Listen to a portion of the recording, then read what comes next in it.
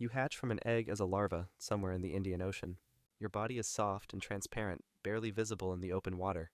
Around you, hundreds of other larvae break free from their eggs, but none of them stay close. You need to find somewhere to hide, so you start drifting with the current, your tiny body moving wherever the water pushes you. A jellyfish appears ahead, its long tentacles trailing through the water like fishing lines. The current pulls you toward it, and before you can react, one tentacle brushes against your side. But your body slips through before the stinging cells fire, and you tumble away in the opposite direction. Then something changes in your body. You start sinking. Your transparent form begins to shift, growing longer and thicker as you drop through the water. The seafloor rises beneath you, covered in sand and small rocks.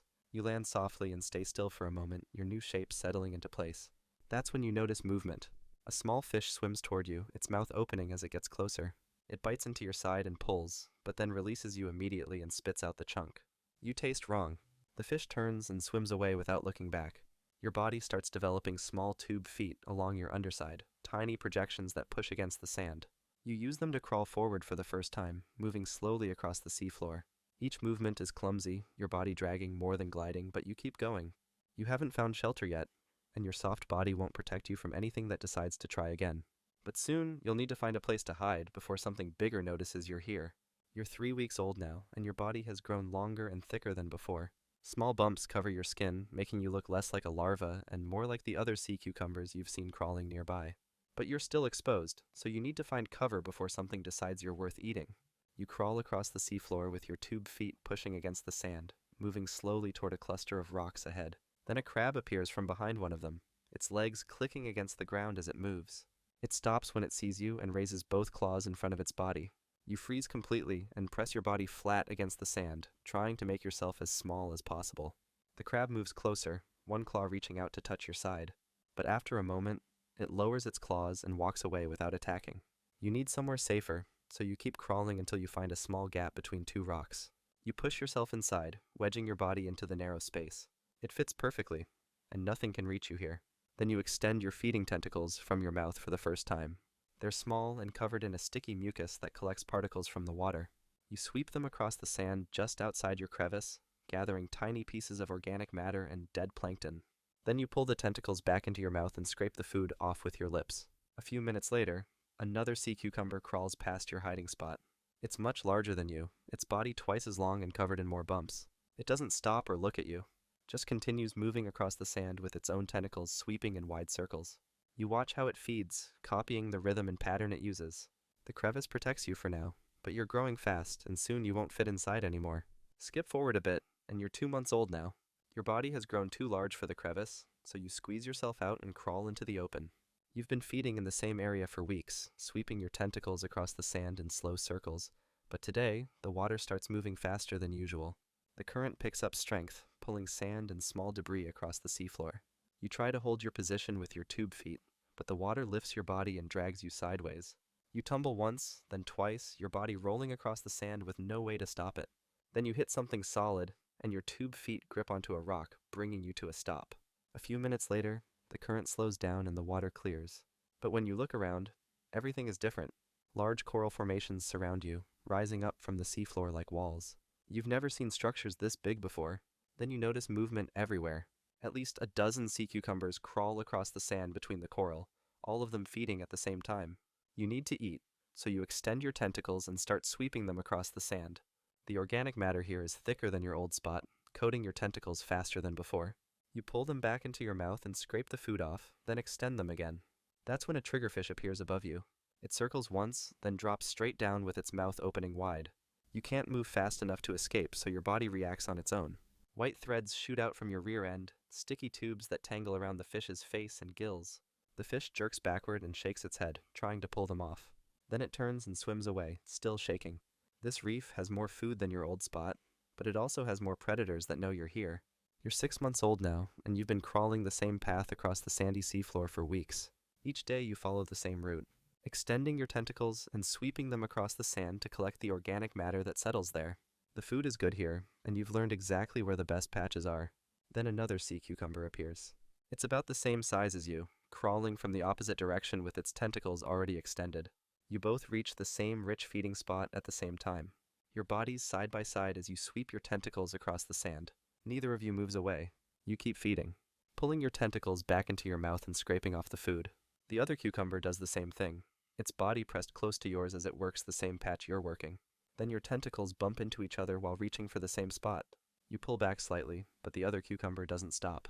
So you push forward more deliberately, extending your tentacles past theirs and sweeping across the area they were just feeding on. Your bodies touch again, this time harder than before. The other cucumber's tentacles tangle with yours for a moment, sticky mucus mixing together. You both pull back at the same time and stop moving, your bodies frozen in place. A few seconds pass. Then the other cucumber shifts its position slightly and starts feeding again, but this time it angles away from you. You do the same thing, turning your body so your tentacles sweep a different section of sand. Over the next few hours, you both adjust your routes to avoid crossing paths. By the end of the day, the feeding patch has been divided naturally between you both. But the reef is getting crowded, and soon you'll need to find new areas that haven't been claimed yet. Skip forward a bit, and you're 1 year old now. You're crawling across your usual feeding route when a large wrasse appears above you. It circles once with its eyes locked on your body, then drops straight down and bites hard into your side. Your muscles contract violently without warning, squeezing your entire body from the inside out. Then everything inside you shoots out through your rear end in one explosive push. Your stomach, your intestines, and your respiratory organs all come out at once, forming a cloud of tissue in the water behind you. The wrasse releases you immediately and grabs the massive organs instead, pulling them away as it swims off. You're left hollow, your body deflated like an empty sack. Your skin sags where your organs used to be, and your tube feet barely respond when you try to move. You need to hide, so you drag yourself across the sand toward a rock ledge a few meters away. It takes much longer than usual, because your body won't contract properly without your organs. But you reach the ledge and wedge yourself underneath it, pressing your deflated body against the rock. Then you stop moving completely. Days pass, and you stay in the same position with your body flat against the sand. But inside, something is happening. Your cells start rebuilding what was lost, growing new organs from the tissue that remains. After a week, your feeding tentacles come out of your mouth again. They're smaller and thinner than before, but they work. You extend them slowly and sweep them across the sand near your hiding spot, collecting the tiniest particles you can find. Your new stomach is too small to process much, so you eat only what fits. Over the next few weeks, your organs continue growing back and your body begins to fill out again. But you're weaker than before, and the regeneration will take months to complete fully. You're 2 years old now, and you're fully healed from the attack. Your body is larger and thicker than ever before, covered in more bumps and tube feet than you had when you were younger. You're crawling across your feeding route when something in the water changes. A chemical signal passes through the current, something you've never noticed before. But your body reacts immediately, making your muscles contract in a different way. You need to reproduce, so you lift yourself slightly off the seafloor with your tube feet pushing harder against the sand. Then you start releasing eggs. Millions of them pour out of your body in a thick cloud, spreading into the water above you. The eggs are tiny, barely visible, but there are so many that the water around you turns cloudy. You keep releasing them for several minutes, your body contracting rhythmically until the cloud fills the space around you. Then you lower yourself back down and continue feeding like nothing happened. But nearby, another sea cucumber is doing the same thing. You can see the cloud of sperm drifting from their body, spreading through the current toward your eggs. The two clouds mix together in the water, and the eggs start changing as they become fertilized. All across the reef, other sea cucumbers are releasing their eggs and sperm at the same time. The synchronized spawning only lasts for a short window, maybe an hour at most. Then it's over, and everyone goes back to feeding normally. The fertilized eggs drift away with the current, rising up toward the surface where they'll develop into larvae. Most of them won't survive long enough to reach the seafloor, but a few of them might make it, and those few will eventually grow into something like you. You've done your part, and now the ocean will decide what happens next. Skip forward a bit, and you're 4 years old now. The food in your usual feeding area has become scarce, so you need to find a new place to eat. You start crawling in a different direction, away from the reef and toward deeper water.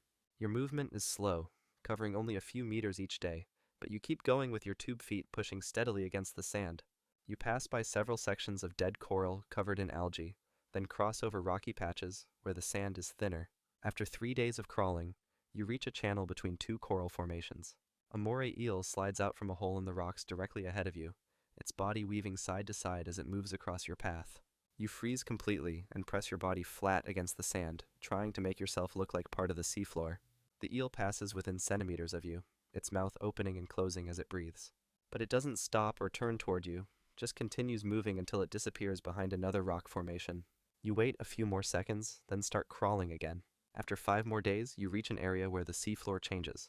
The sand here is finer and softer than what you're used to, and when you extend your tentacles to test it, they come back covered in more organic matter than usual. This is exactly what you need. So you start feeding in long, sweeping patterns across the new territory.